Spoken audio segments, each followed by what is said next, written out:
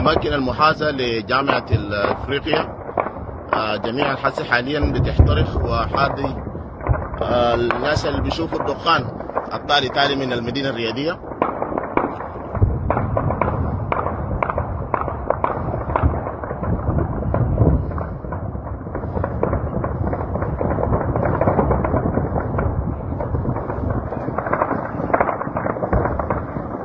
نتمنى السلامة لجميع المواطنين السودانيين.